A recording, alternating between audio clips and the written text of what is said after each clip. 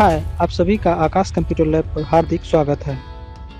पिछले काफ़ी सारे सेशंस में हमने बाइनरी डिजिट्स की बात की है। कंप्यूटर अपनी सारी की सारी इन्फॉर्मेशन, चाहे वह कोई इमेज फाइल हो यानी कि फ़ोटो हो, चाहे आपने कुछ टाइप किया है यानी कि टेक्स्ट हो, चाहे आपकी कोई ऑडियो फाइल हो, वीडियो फाइल हो, कुछ भी हो, वह सभी इन्फॉर्मेशन जो है सारी की सारी इन्फॉर्मेशन को ज़ीरो और एक में कन्वर्ट करता है और फिर उसे सेव करता है। ये जानकारी हमने पिछले सेशंस में भी ली थी।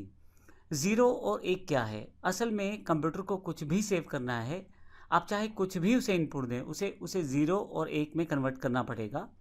ज़ीरो एक अंक का प्रयोग करने से उसके पास एक कॉम्बिनेशन तैयार हो जाएगा, जिसमें कुछ अंकों में ज़ीरो ज़्यादा रहती है, कुछ में एक ज़्यादा रहता है, यानी कि इन दो अंकों का ही मिश्रण रहता है। ऐसी जो सीरीज़ बनती है उसे बाइनरी डिजिट्स कहते हैं, यानी कि बिट्स कहते हैं। बाइनरी डिजिट्स का प्रयोग कंप्यूटर अपने लिए करता है, सारी चीज़ों को समझता है, जो आप इसको इनपुट देते हैं उसे फाइनली बाइनरी डिजिट्स में कन्वर्ट किया जाता है, कैलकुलेशन की जाती है बाइनरी डिजिट्स पे, उसको फिर से आपके समझने लायक आउटपुट में कन्वर्ट किया जाता है, फिर आपको ये प्रोवाइड करवा दिया जाता है।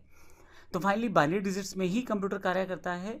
और हम इस सेशन में बात करने वाले हैं कि जितने भी मेमोरी डिवाइसेस के बारे में हमने पिछले सेशंस में पढ़ा है, चाहे वह हार्ड डिस्क है, मेमोरी कार्ड है, पेन ड्राइव है, रैम है, इन सब की जो क्षमता है स्टोर करने की, उसको हम कैसे माप सकते हैं, उसके लिए हम मेमोरी यूनिट्स का इस्तेमाल करते हैं। मेमोरी यूनिट्स में बेसिकली इन्हीं बाइनरी डिजिट्स से मिलकर यूनिट्स बनाई जाती हैं, जिससे हम ये जानकारी प्राप्त कर पाते हैं कि कोई कार्ड या कोई पेन ड्राइव या कोई हार्ड डिस्क कितना डेटा आपका स्टोर कर सकते हैं। इसमें कुछ इंपॉर्टेंट टर्म्स हैं, उसकी जानकारी मैं आपको दे दूं। सबसे पहले निबल।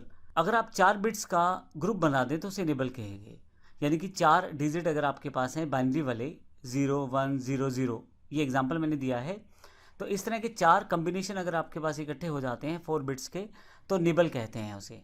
इस तरह के अगर आप 8 बिट्स इकट्ठे कर देते तो उसे हम बाइट कहते हैं। वर्ड एक टर्म है जिसमें कोई कंप्यूटर किसी चीज़ को स्टोर करता है। इसमें 8 बिट्स से लेकर 96 बिट्स तक प्रयोग की जा सकती है। इसका सिंपल सा एग्जांपल मैं नीचे दे रहा हूँ, जिसमें मैंने इंडिया, जिसमें 5 अक्षर हैं, INDIA, इन पांचों अक्षर को मैं यहाँ पे बाइनरी डिजिट का कोड बता रहा हूँ और इसको किस तरह से कंप्यूटर में स्टोर किया जाएगा उसका एक एग्जांपल दे रहा हूँ।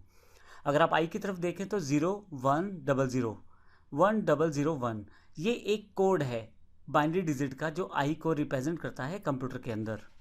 इसी तरह से यदि मैं एन की बात करूं तो 0 1 0 0 11 11, ये 8 बिट्स का कोड है जो एन को डिफाइन करता है कंप्यूटर के भीतर, यानी कि ये एक बाइट है।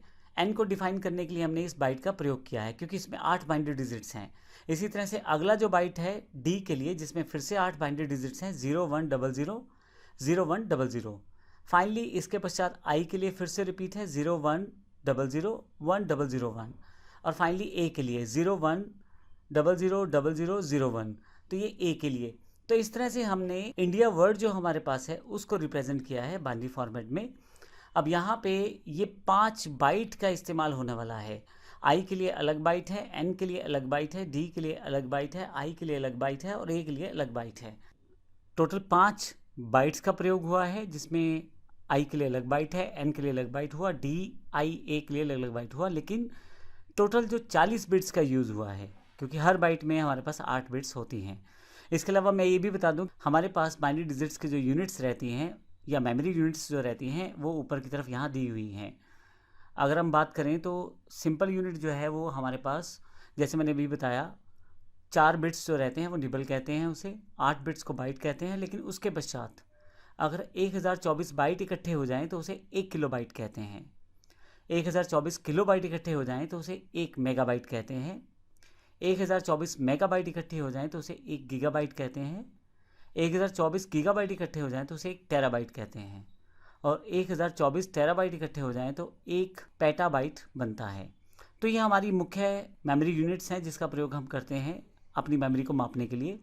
अब मेमोरी स्टोरेज कोई भी प्रयोग कर ले, जैसे एग्जांपल के लिए प्राइमरी मेमोरी ले लूँ या मैं सेकेंडरी मेमोरी ले लूँ।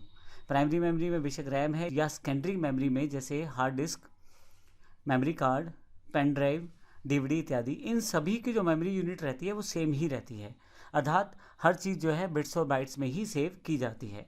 तो इस तरह से हम मेमोरी यूनिट्स का प्रयोग करके एक मेमोरी डिवाइस की क्षमता को भी जान सकते हैं। धन्यवाद।